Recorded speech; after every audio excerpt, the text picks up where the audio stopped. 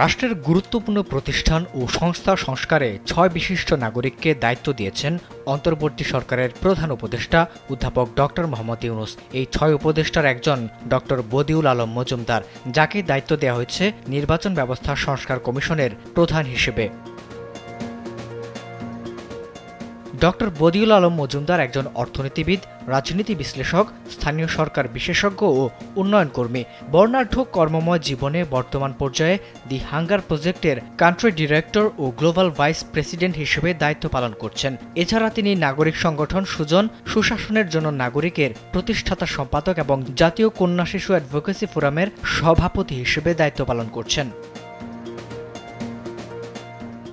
Doctor Badiul Alam Majumdar Comilla জেলার লাকসাম উপজেলার পোলাইয়া গ্রামে ১৯৪৬ সালের ফেব্রুয়ারি মাসে জন্মগ্রহণ করেন।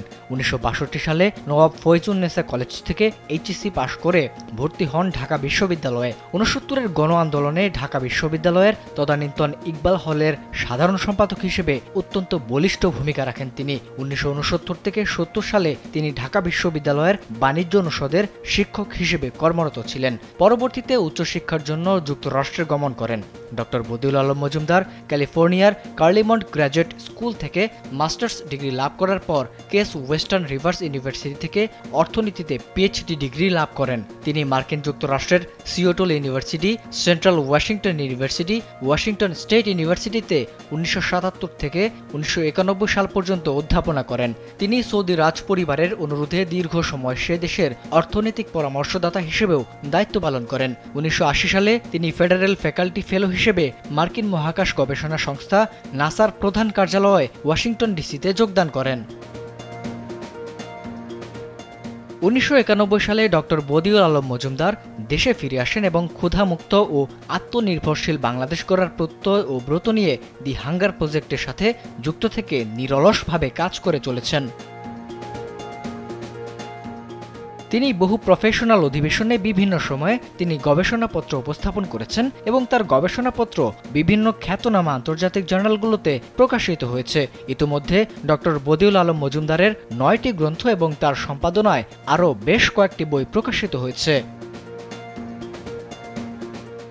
২০০১ সালের তত্ত্বাবধায়ক সরকার ডক্টর বদিউল আলম মজুমদারকে বাংলাদেশ পল্লী উন্নয়ন একাডেমি এর বোর্ড অব গভর্নর্স এর সদস্য করে।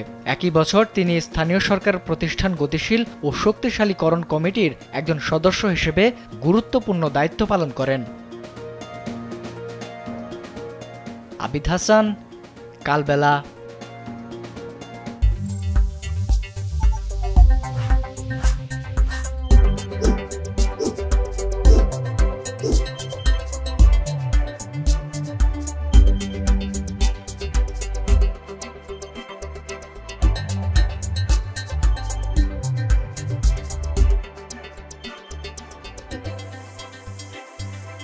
you